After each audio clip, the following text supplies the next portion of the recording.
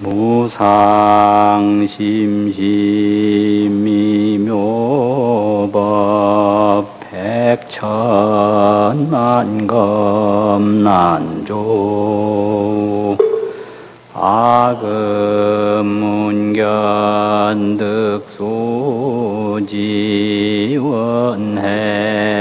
아금문견득수지원해열의 진실의 나무시방 삼세 일체제불 제존보살 마살.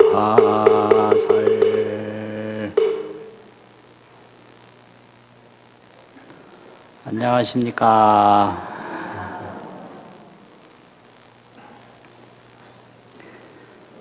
오늘 법문은 등에 대한 말씀을 드릴까 합니다. 4월 초파일 부처님 오신 날을 맞이해서 많은 봉축 행사가 있었는데 그 중에서 제일 규모가 크고 일이 많고 정성을 들인 것이 등이거든요. 등불을 밝히는 거. 그래서 그 4월 초파일 밝히는 등을 봉축등이라고 합니다. 봉축등. 부처님이 이 세상에 오심을 봉축한다. 그런 뜻이죠. 그래서 봉축등을 각양각색으로 아주 형형색색으로 여러 가지로 만듭니다. 이제 전통적으로 종이와 철사와 초로 하는 등이 있는데 이건 아주 옛날식이고요. 요즘에는 이제 밧데리 장치를 해가지고 전등으로 하고 또 그것도 평범하게 하는 게 아니라 아주 세심하게 디자인을 해서 문양을 가지로 만들어가지고 엄청나게 합니다.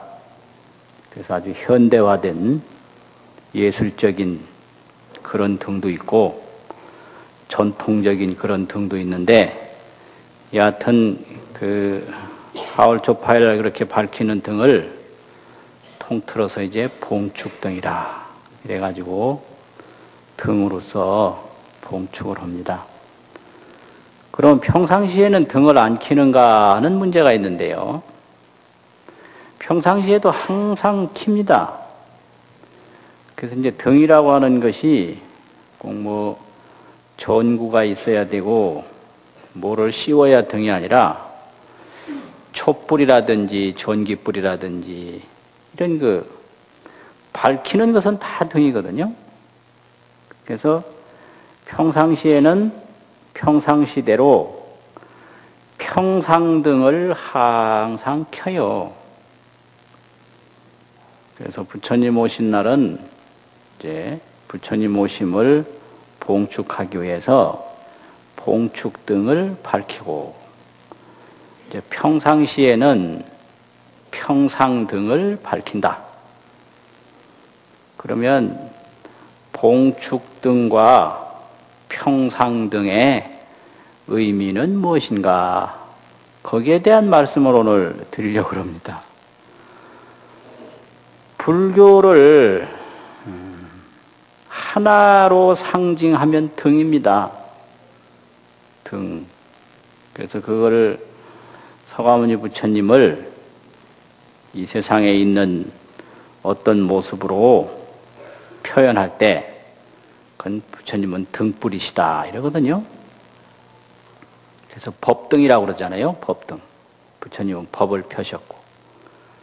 그래서 부처님의 그 법등을 조세등이라고 그러거든요. 세상을 비추는 등불이다. 얼마 전에 이 열애사 시청자 게시판에 들어가 보니까 종범 스님 설법에 한문 너무 많이 쓴다고 그것 좀 안 썼으면 좋겠다고 그런 의견이 올라왔어요.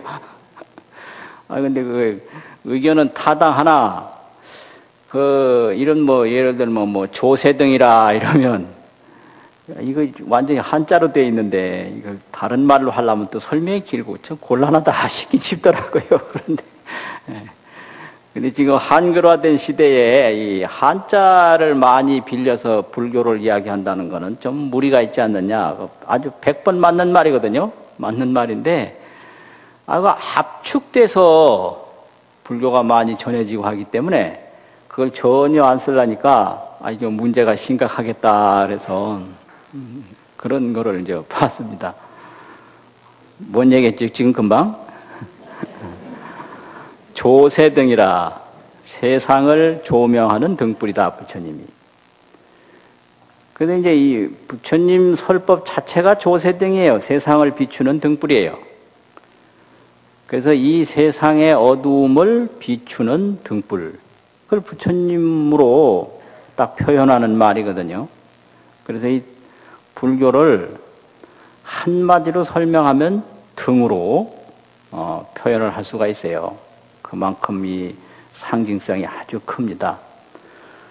그러면 이제 4월 초파일 날도 이제 많은 걸 밝히는데, 어릴 때 한 번 여쭤봤어요, 큰 스님한테. 등을 왜 밝힙니까? 하고 여쭤보니까, 어두움을 밝히는 것이다. 그렇게만 설명하더라고요. 어두움을 밝히는 것이 등이다. 맞는 말이거든요. 그러면 이 어두움이라는 게 뭐냐라고 하는 거는 설명을 안 하신 거거든요. 어두움의 의미. 등의 역할은 설명을 했는데, 그럼 어두움이라는 건 뭡니까?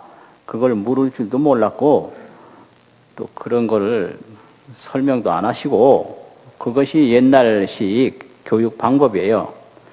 그럼 어두움이라고 하는 것은 이 공간의 어두움도 있을 수 있거든요. 해가 떨어져서 어둡다든지, 달이 안 떠서 어둡다든지, 또는 방이 어둡다든지, 이런 현상, 공간에 대한 어두움도 있고, 마음의 어두움도 있는 거지요. 마음의 어두움. 그럼 이 등이라고 하는 것은 이 세상의 어두움은 해가 뜨면 해결되고, 그렇지 않습니까? 또 이 방 안에 어두우면 이거는 불 켜면 해결되는 거예요. 부처님이 일부러 나올 필요가 없는 거예요. 그렇잖아요. 그 부처님이 세상을 비추는 등불이라는 것은 각자 사람의 마음의 어두움을 비추는 등불입니다. 세상이라고 그러니까 세상 사람의 마음의 어두움을 비추는 등불이지, 세상 지구가 어두워서 태양 노릇을 부처님이 한다든지, 방안이 어두워서 어떤 요새 전기불 역할을 부처님이 하시는 건 아니거든요. 부처님이 안 계셔도 방안은 다 밝힐 줄 알아요. 그리고 부처님이 일부러 노력 안 하셔도 해 뜨면 밤중에 어두우면 다 없어진다고요. 그래서 문제는 부처님의 역할이라고 하는 것은 중생의 마음의 어두움을 비추는데 큰 의미가 있다 하는 것이죠. 그러면 부처님이 마음의 어두움을 이제 비추실 때 지혜로서 비추시고, 자비로서 비추시고, 원력으로서 비추시고, 끊임없는 정진으로서 비추시고, 이렇게 비추셨거든요. 그러니까 이제 봉축등은 그렇게 그 중생 마음의 어두움을 비추어서 밝게 해주신 그 은혜에 대한 고마움을 기뻐하고 축하드리고, 또 경사롭게 생각하고 받들고 공양하고 하는 게 봉축등의 의미입니다. 그렇잖아요. 그러니까 그 부처님의 가르침을 소중히 받드는 등, 부처님께서 이 세상에 오셔서 우리들을 그렇게 깨우쳐 주심에 대한 봉축, 그런 그 은혜와 가르침에 대한 고마움을 등으로서 표현해 올리는 것이 봉축등의 의미거든요. 그런 이제 봉축절은 매일 하는 게 아니고 일정한 기간이 있기 때문에 이제 4월 초팔이 지나가면 봉축동은 떼야 됩니다. 이걸 계속 놔두면요, 보기 안 좋아요. 그러니까 조금 그 전에 하는 건 좋은데 4월 초팔 딱 지나면 바로 뛰는 게 그게 최고예요. 보니까 이틀 3일 놔두니까 이게 보기가 안 좋더라고요. 이게 아주 그거 유명한 거예요. 그래서 물러가는 사람은 금방 탁 물러가 버려야 돼요. 자기 임무 다 끝났는데 얼렁얼렁하면 별로 안 좋은 거예요. 그래서 4월 초파일을 딱 지냈으면 그 이튿날 딱 되는 게 그게 최고예요. 그게 이게 이제 세상 이치도 이와 같다. 그런데 며칠 미리 밝히는 건 아주 좋아요. 부처님 오신 날이 이제 다가오는구나.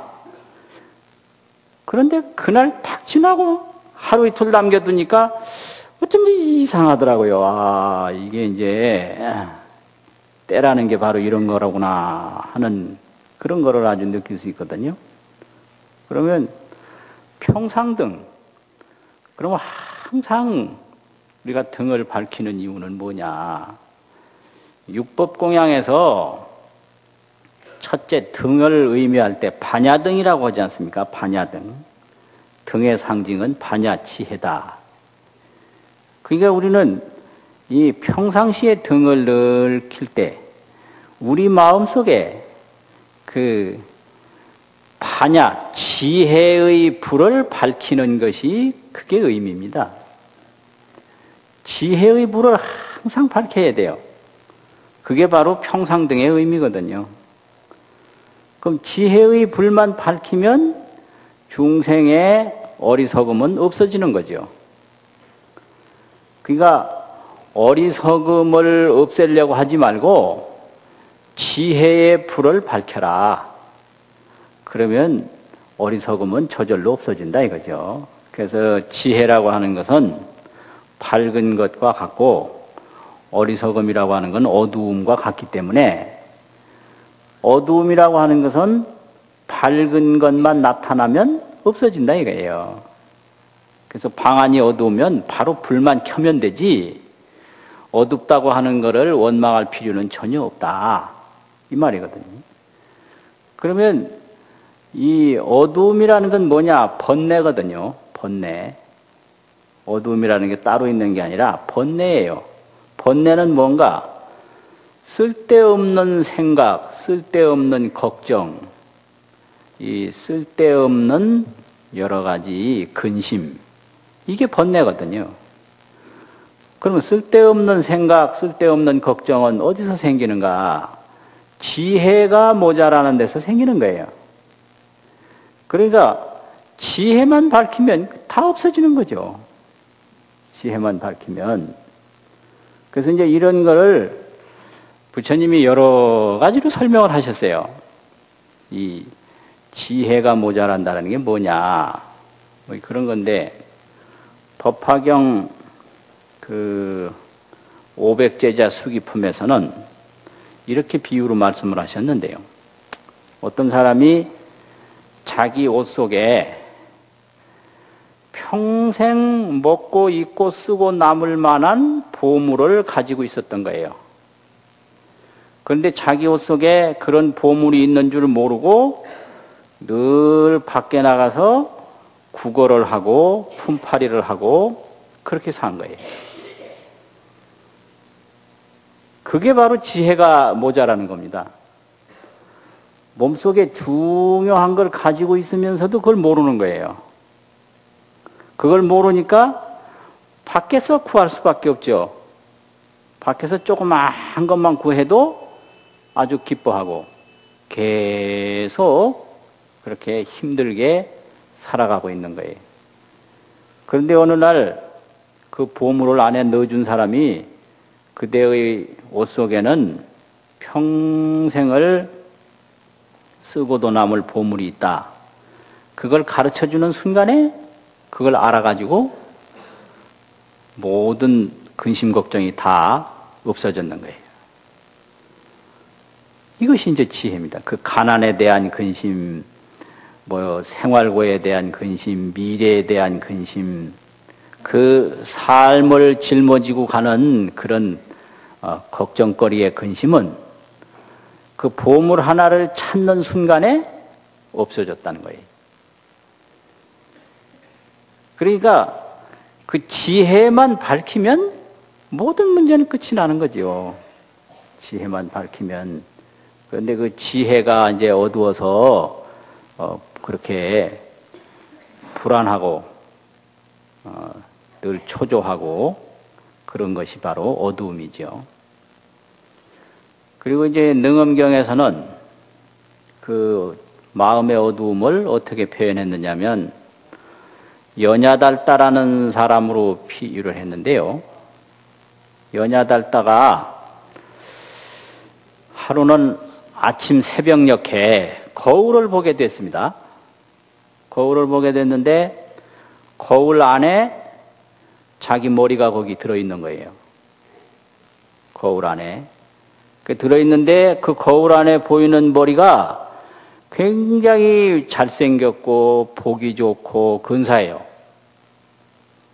그런데 자기 얼굴은 자기 눈에 안 보이는 거예요. 그래서 거울한테 가면 보이고 또 나오면 안 보이고. 그래서 자기 머리를 누가 귀신이 떼다가 거울 속에 집어넣은 걸로 생각을 했어요. 그래서 막 그 자기 머리를 찾는다고 돌아다녔어요. 자기 머리를. 그래서 행여나 머리가 나왔나 싶어서 또 가보면 또 있어요. 그 안에 머리가 거울 안에. 그래서 또 걱정이 돼서 그냥 쫓아다니고 돌아다니고 또 가보면 또 있어요. 가서 이건 틀림없이 그 도깨비 귀신이 내 머리를 떼다가 거울 속에 집어넣었다. 이렇게 생각하고 아주 미치게 된 거거든요. 이런 것을 마음의 어두움이라고 합니다.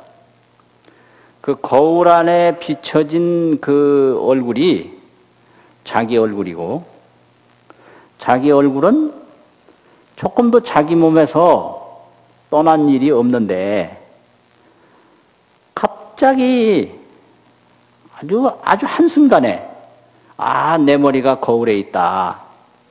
그래서 나는 머리가 없어졌다. 이렇게 생각하고 돌아다니는 거죠. 그러면 그 연야달다가 없어진 게 과연 있느냐? 없어진 게 전혀 없죠. 없어진 게. 그래서 스스로 머리를 가지고 있으면서 스스로 자기 머리를 찾는다 이거죠. 이거를 그 중생 마음의 어리석음이라고 해요.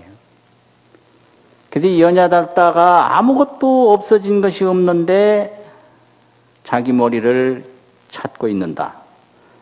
그래서 자기 머리를 찾아서 여기저기 살피고 돌아다니는 것이 바로 자기 머리다. 여기에 아주 중요한 그 비유와 상징이 있는 겁니다. 그래서 이제 사람들은 이 세상에 구할 것이 아무것도 없다는 거예요. 구할 것이. 연야달다가 머리를 찾을 일이 전혀 없는 것처럼. 이게 부처님의 깨달음의 아주 핵심인데요. 부처님이 뭘 깨달았는가? 구할 것이 없다는 걸 깨달은 거예요. 구할 것이 없다라는 것을. 구할 것이 아무것도 없다라는 것이 부처님의 깨달음인데 중생을 보니까 중생도 역시 구할 것은 아무것도 없다. 그런데 끊임없이 구한다는 거죠. 구해야 될 일이 아무것도 없는 상태인데 중생들은 계속 구한다 이거죠. 이게 이제 윤회입니다. 윤회라는 것은 구하는 행위거든요. 오늘도 구하고 내일도 구하고 모레도 구하고 금생에도 구하고 내생에도 구하고 끊임없이 구해요. 그래서 이제 구할 것이 없는 상태에서 계속 구하는 것이 그것이 어리석음이다. 이렇게 표현해요. 그래서 이제 부처님이 불을 밝힌다라는 것은 구할 것이 없다라는 것을 밝혀주는 것이 그게 부처님의 지혜의 등불입니다. 지혜의 등불. 그럼 왜 구할 게 없는가? 이 진리에서 보면요, 꼭 삶을 취하고 죽음을 버리고 그럴 일이 아니라는 거지요. 문제는요. 삶을 이 취사가 이게 구하는 건데, 취하고 버리는 게 구하는 거거든요. 나쁘다고 생각되는 거는 버리고, 좋다고 생각되는 거는 취하고, 이 취사가 바로 구하는 건데, 이 깨달음의 진리에서 보면 무엇을 버리고 무엇을 취할 것은 없다. 이게 지혜예요. 그런데 중생들은 아무 이유도 없이 목적도 없이 무조건 하나 구하고 하나 취하고 하나 버리고 하나 취하고 하나 버리고 이 짓을 끊임없이 하는 거예요. 끝도 한도 없이 하는 거예요. 그게 바로 연야달다가 자기 머리를 들고 자기 머리를 찾는 것과 똑같다. 이렇게 설명하는 거죠. 자기 머리를 들고 자기 머리를 계속 찾는 거예요. 그러면 이제 이게 왜 그러냐? 제대로 못 봐서 그렇거든요. 바로 보지 못해서. 그래서 자기 머리가 본래 잊어버린 사실이 없고 내 얼굴에 계속 붙어 있었다는 사실을 딱 알게 되면 그게 어리석음을 딱 비추는 거거든요. 그러면 자기 머리 찾는 행위는 그냥 끝나버리는 거죠. 그래서 이것은 지혜만 밝아지면 번뇌는 저절로 없어진다 이거예요. 그러니까 번뇌를 끊을 생각을 하지 말고 지혜만 밝히면 되는 겁니다. 지혜를 밝혀라. 그럼 연야달다를 보고 나중에 그 머리가 확실히 없어진 사실이 없었구나라는 걸 알았을 때 밖에 가서 머리 찾아봐라 그러면 찾겠습니까? 안 찾지요, 전혀. 그러면 이 구할 것이 없다라는 것을 확실히 깨달은 사람에게 뭐 여러 가지 구해봐라 그러면 구하겠습니까? 안 구합니다, 이게. 그러면은 이러한 지혜를 나날이 밝혀가는 게 그게 평상등입니다. 그래서 등을 법당에다만 밝히는 것이 아니라 법당은 모든 사람의 기도와 정진을 위해서 밝히고 늘 각자 마음속에서 지혜의 등불을 밝혀야 돼요. 그게 평상등의 의미거든요. 그러면 이 지혜의 등불이라는 게 그냥 막연하게 밝혀지느냐 안 밝혀지거든요. 그럼 어떻게 해야 되는가 그러면은 우리 불자들은 부처님의 말씀을 잘 믿고 관찰을 해야 돼요. 알아채는 거. 관찰을 하는 거지요. 그럼 어떻게 관찰을 하느냐? 모든 것을 하나하나 세밀하게 보면 전부가 생멸법이라고 그래요. 이거를. 이 세상에 있는 것은 생겼다 사라지고 하는 생멸법이거든요. 생멸법의 의미는 뭐냐 그러면 변하고 바뀌는 거예요. 변혁법이에요. 요 몇 가지 말해도 또 한자가 많이 나왔죠. 생멸법, 변혁법, 변하고 바뀐다 이거예요. 이게 이제 한마디로 생멸과 변혁, 변하고 바뀌는 것을 한마디로 표현하면 무상이에요. 무상. 무상 아시죠? 이건 한자라도 덧없고 부질없다 이거예요. 이 무상하다는 걸 항상 알아채야 이게 지혜의 등불이에요. 이거를 모르는 거예요, 우리가. 왜 구하느냐? 무상하다는 걸 모르니까 구하는 거예요. 무상하다라는 걸 항상 알아채고 있으면 안 구하거든요. 근데 예를 들면, 지금 물건을 이렇게 하나 있다 하더라도, 이게 깊이 보면 찰나찰나 변하고 있어서 이걸 구할 만한 대상이 못 되는 거예요. 그래서 그냥 순간순간 무상하게 변하고 바뀐다, 변한다, 이걸 알아채고만 있어도 욕심을 한 반 이상 줄일 수가 있어요. 반 이상. 그런데 이 변하고 바뀐다는 사실을 모르는 거예요. 힘 자랑하는 사람도요, 이 몸이 순간순간 이게 늙어가고 있고 지금 죽어가고 있다라는 것을 알면 힘 자랑 못해요. 얼굴 자랑 뭐 얼짱들 있잖아요. 이 몸이 금방 그저 늙어가고 있고 변해가고 있다라는 것을 알면 어떻게 그 얼굴 자랑을 하겠어요. 권력도 마찬가지예요. 권력이라는 것도 순간순간 이게 지금 이동하고 있고 달라지고 있다는 걸 알면 권력 자랑 못 하거든요. 그러니까 아무것도 이 세상에는 영원한 것이 없기 때문에 구할 것이 없다. 이거는 이제 부처님이 보고 하신 말씀이고 우리는 보는 대로 변하는 게 안 보이는 거예요. 이걸 못 알아채는 겁니다. 그러니까 영원한 줄로 착각을 해요. 이게 마음의 어리석음이에요. 그래서 부처님 뭐 재행무상이라고 만날 하는데 이건 말이고 뜻도 잘 몰라요. 재행무상이 뭔지. 모든 것이 변하고 바뀐다 이 소리예요. 모든 것이 변하고 바뀐다. 그러니까 어떠한 것을 구해도 변하고 바뀌지 않는 것이 없으니까 부질없는 거예요. 부질없다 이 말이에요. 아무리 좋은 집을 사도 그 변하고 바뀌거든요. 부질없는 거고. 어떤 나라를 세워도 변하고 바뀌니까 부질없는 거고요. 이 세상에 무엇도 바뀌지 않는 건 없다. 그러니까 구해놓으면 뭐 하느냐 이거죠. 금방 없어지는데. 이게 아주 관찰이 바로 이거거든요. 그래서 모든 것이 변하고 바뀌는 것을 봐라. 이게 관입니다. 관. 봐라 이거예요. 봐라. 그게 이제 성숙하면 지혜가 되거든요. 그런 거예요. 그래서 그런 거 많아요. 어떤 분이 젊을 때 그 처녀하고 결혼하려고 그냥 온 목숨을 걸고 쫓아다녀서 결혼했는데 조금 살다 보니까 상당히 많이 늙더라. 그 사실이거든요. 거짓말 아니란 말이에요. 그러면은 그 사람만 그러냐? 그게 아니고요. 그럼 사람만 그러냐? 그게 아니고요. 모든 게 다 그렇다라는 거죠. 모든 게.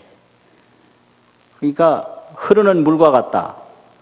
흐르는 물이라는 게 계속 흐르기 때문에 쫓아가면 벌써 자기가 잡으려고 하던 물은 저만큼 가버렸거든요. 그래서 잡을 수가 없는 거예요, 세상이라는 것은. 그런데 세상을 꽉 잡는다고 그러죠. 흘러가는 세상을 어떻게 잡습니까? 그렇잖아요. 내가 대단하다고. 내라는 게 고정된 게 아니고 늘 변하고 바뀌는데 뭐가 대단한 건지 그걸 알아채야 되거든요. 이걸 모르는 거예요. 이 연기법이라고 하는 것은 생멸법이고 여기서부터 벌써 한문이 몇 개가 나온 거예요.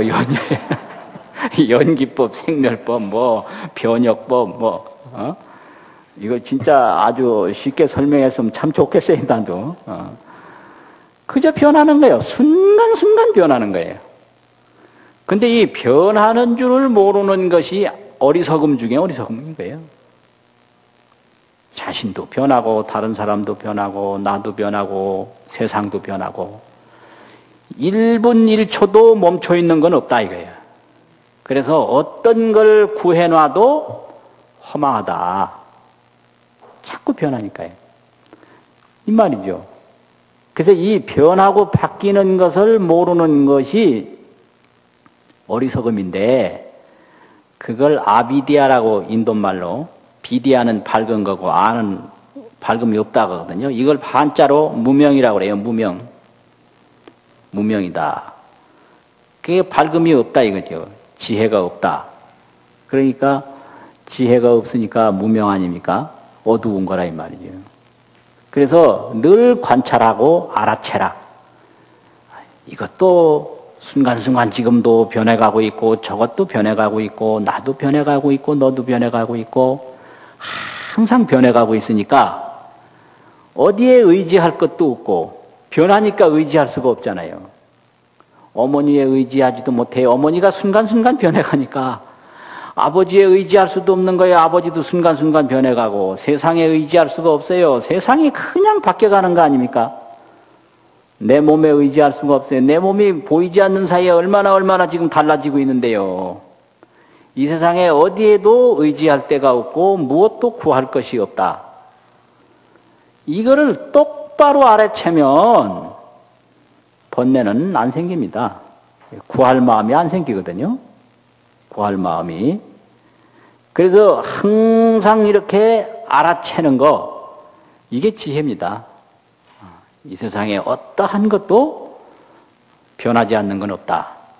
이걸 늘 알아채면 욕심을 한 60%는 줄일 수가 있어요.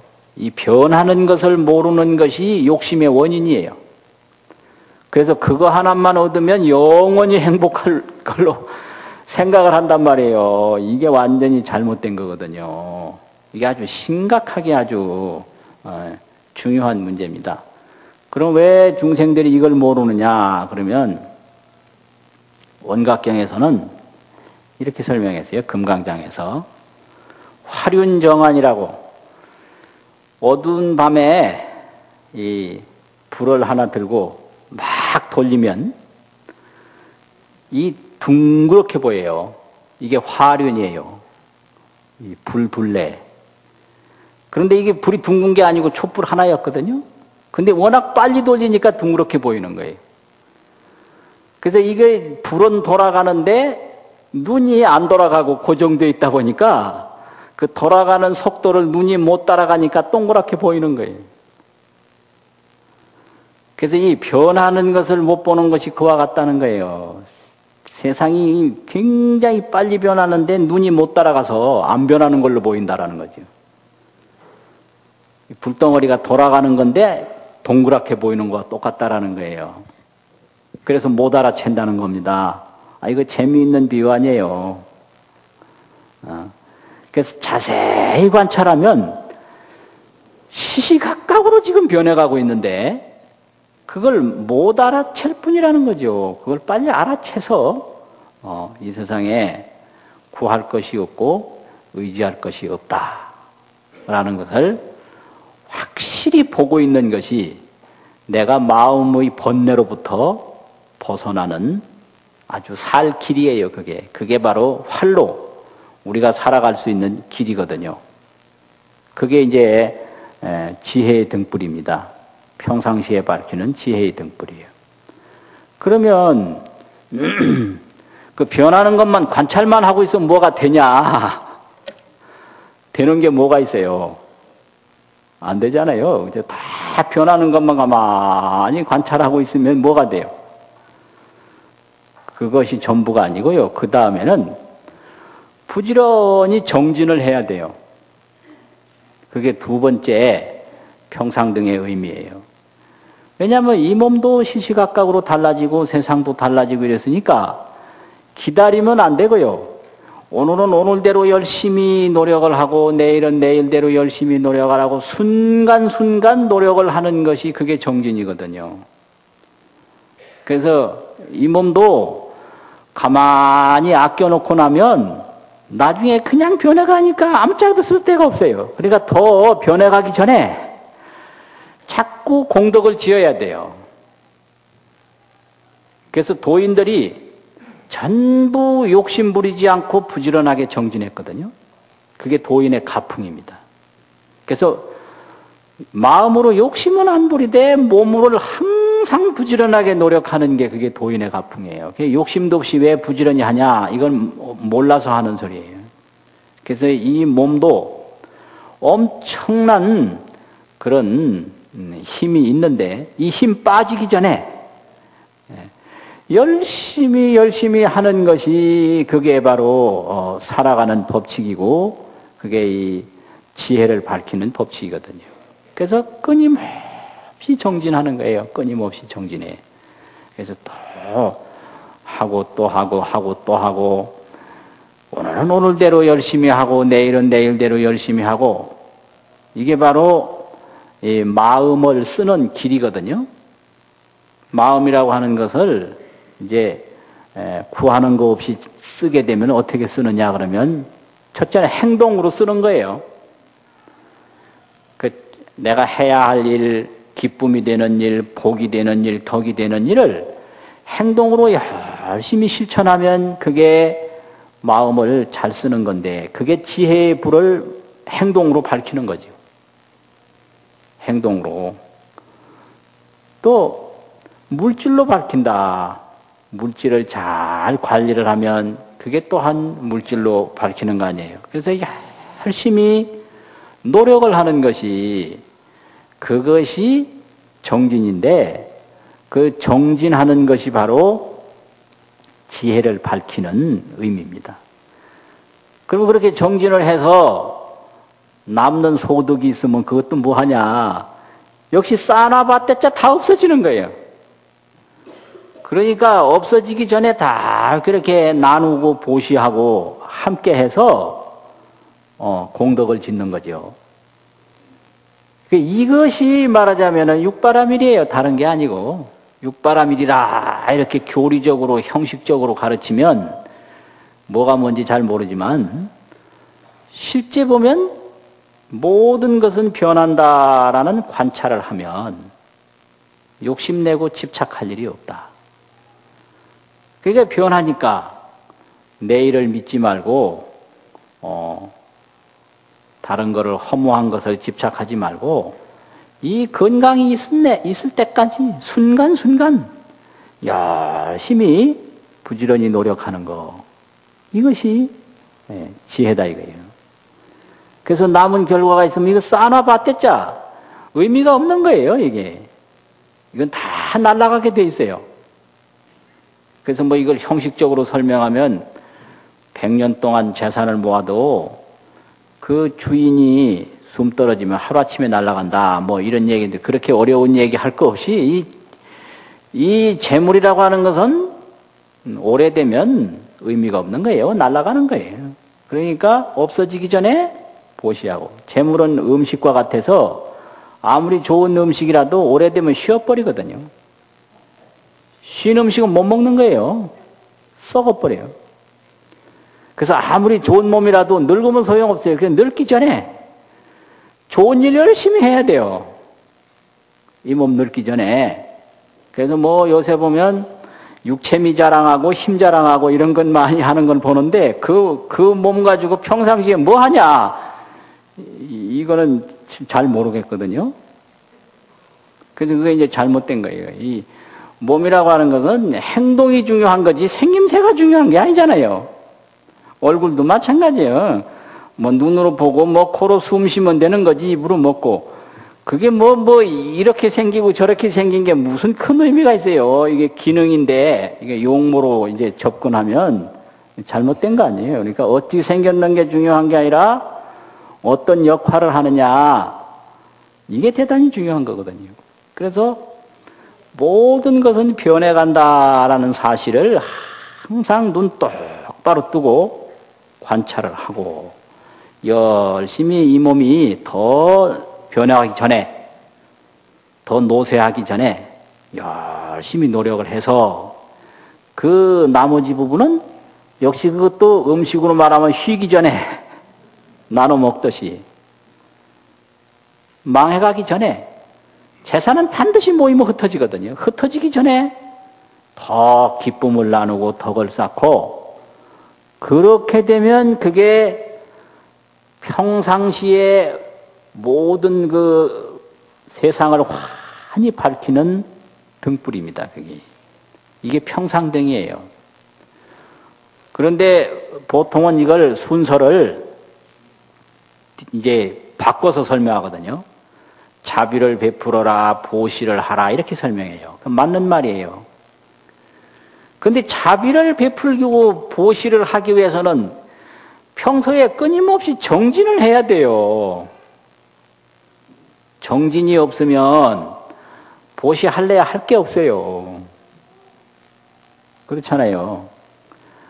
정진을 안 하면 여분이 없잖아요. 남는 게 없어요. 항상 모자라는데 어떻게 보시를 합니까? 그렇잖아요. 그래서 열심히 정진을 해야 되고, 정진을 열심히 하려면 지혜가 있어야 되는 거예요. 이 몸은 그냥 게으르게 놔둬 봤댔자 나중에 쓸모가 없다. 화장막이 하기 바쁘고 아무짝에도 용모가 없다. 그러니까 늙기 전에 열심히 하고 죽기 전에 해야 된다. 이걸 알아야 되거든요. 그래서 그걸 알아야 정진을 하고, 정진을 해야 뭐가 생기고, 생겨야 보시할 게 아닙니까? 그러니까 실제 실천할 때는 지혜, 정진, 보시 이렇게 내려오는 거예요. 이건 실천적인 방법이고요. 형식적인 설명으로는 보시, 이제 그 나머지 이제 중간에 정진, 지혜 뭐 이랬지 않습니까? 그리고 중간에 뭐 계를 잘 지켜라, 인욕을 하라, 이거는 그 사이에다 따라가는 거거든요. 그거는. 그래서 이런 실천적 불교하고 교리적 불교하고는 달라요. 교리적으로는 그 육바라밀 순서대로 설명하는 게 맞아요. 그런데 이걸 실천하려고 보면 우선 지혜가 이게 밝아야 돼요. 지혜가 밝지 않고서는 절대로 정진할 수가 없고, 정진을 하지 않고서는 절대로 보시할 수가 없거든요. 그래서 항상 이 관찰을 해서 이 세상에는 욕심낼 것이 없고, 무서울 것이 없고, 뭐 마음 둘 게 없다. 늘 변해가니까. 그러니까 우리가 잘 사는 길은 이 몸이 더 쇠약해지기 전에 열심히 할 일을 자꾸 해서 그 나머지 부분은 또 더 없어지기 전에 순간순간 나누고 순간순간 기쁘게 사는 게 그게 바로 수행이다 이 말이죠.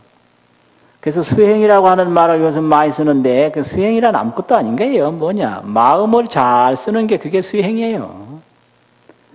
마음 잘 쓰는 게요. 마음을 행동으로 쓰고 물질로 쓰고 이런 여러 가지 넓은 공간으로 잘 쓰는 게 그게 수행이거든요.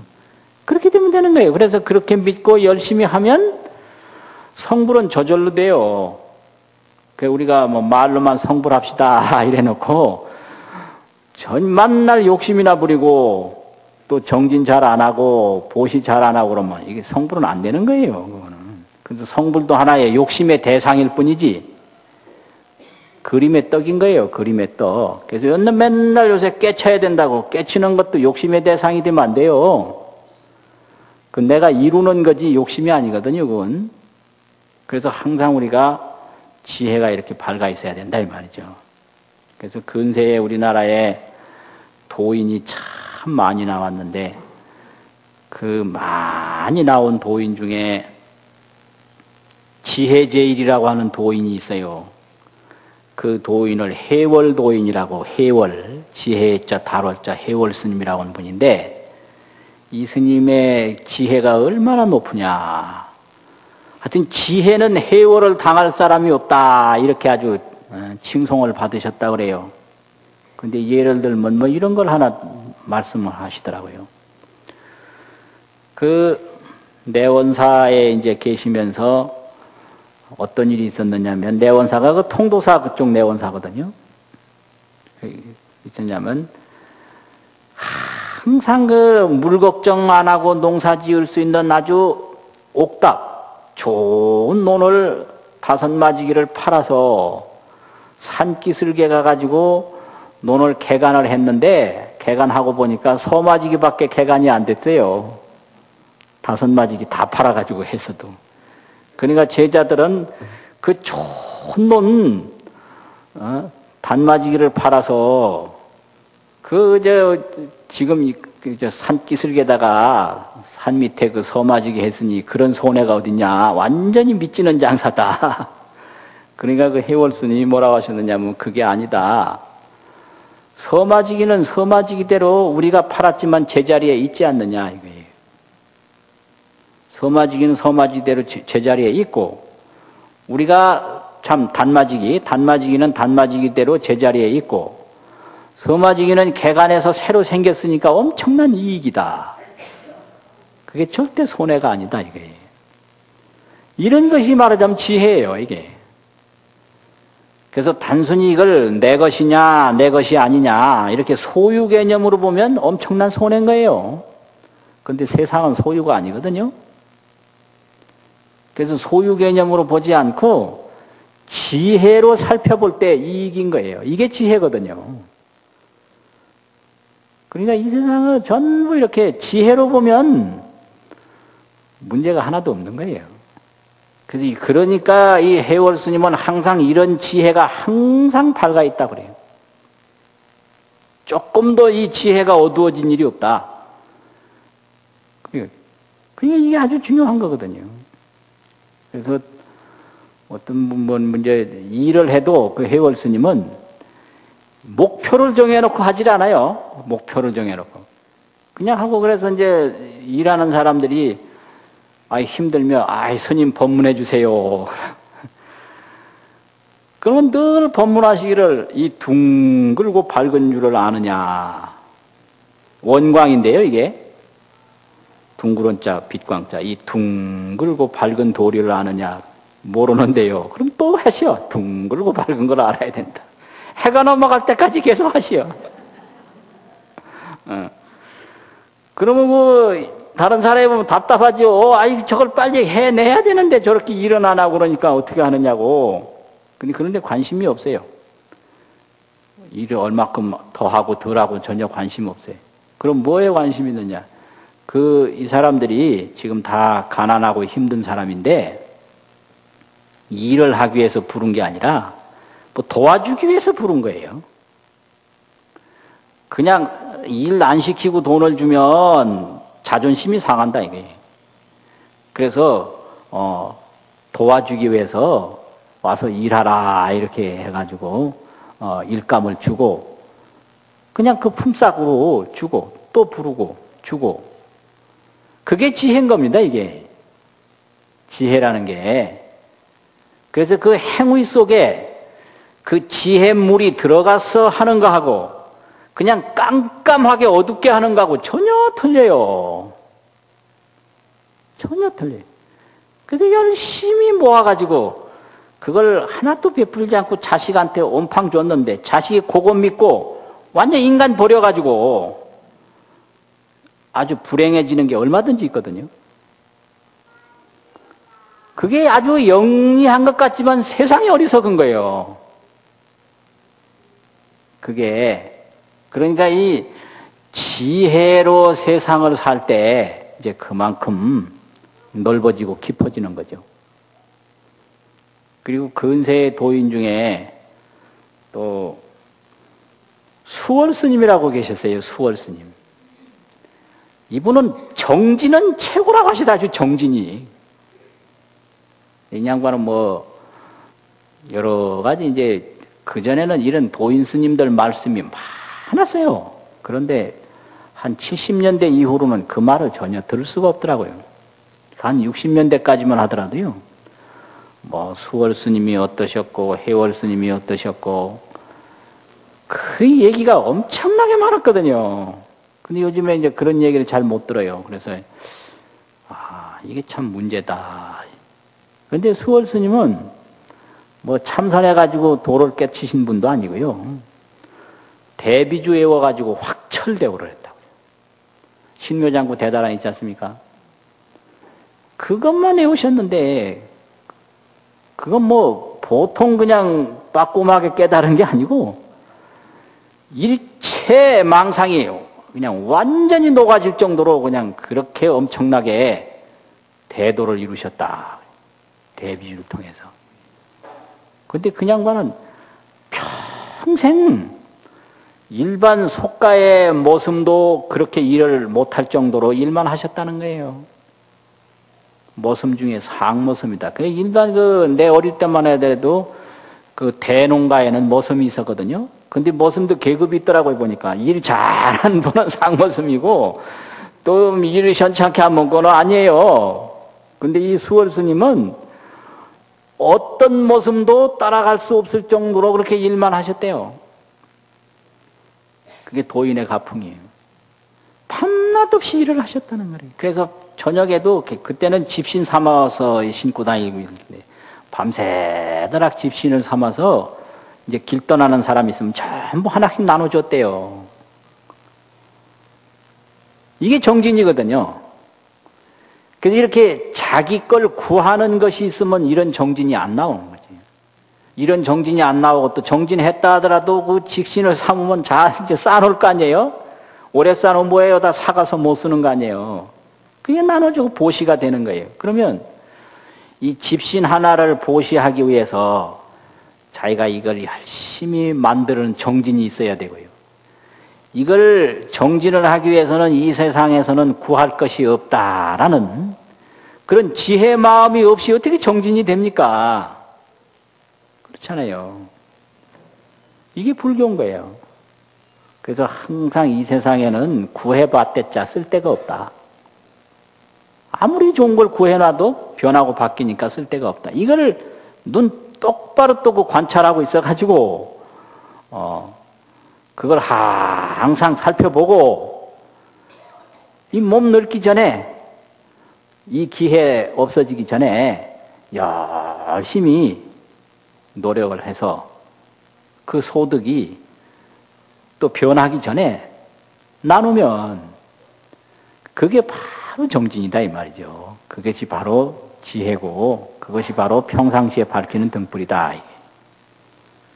그런데 어떤 분이 얼마 전에 법문하시기를 그 해월 스님이 열반하신 얘기를 말씀하시더라고요. 그래서 그때 그 얘기는 처음 들었는데 해월 스님이 어떻게 마지막으로 임종을 하셨느냐 그러면 밖에 가서 일하고 절에 들어오시다가 중간에 잠시 앉아서 쉬다가 이제 절에 들어오시려고 딱 반쯤 일어난 상태로 돌아가셨다는 거예요.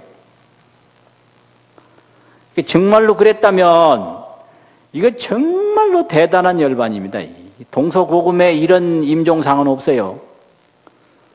이게 뭐예요? 움직이는 이게 형상, 늘 이렇게 정진하라 이거거든요. 그 부처님도 정진하라, 정진하라, 모든 것은 변한다. 그렇게 이게 최후 임종 법문으로 내려와요. 그런데 이 양반은 말씀으로 하신 게 아니라 행동으로 보여주신 거 아니에요. 행동으로. 그러니까 뭐 권세 부리고 뭐 세력 부리고 다 그 변하는 걸 몰라서 하는 어리석음이거든요. 소용없는 거예요. 소용없고 이 몸을 고이고이 간직해 놔봤댔자 마지막에는 다 허망하니까 쓸데가 없어요. 그래서 무엇에 기대고 의지하고 욕심부리고 이런 거 하지 말고 항상 지혜의 눈을 뜨고 살펴서 열심히 정진해가지고 그 남은 소득을 모두 함께 나누고 또 정진하고 나누고 또 정진하고 나누고 이렇게 살아가는 게 평상시에 항상 등불을 밝히는 평상등입니다. 마치겠습니다.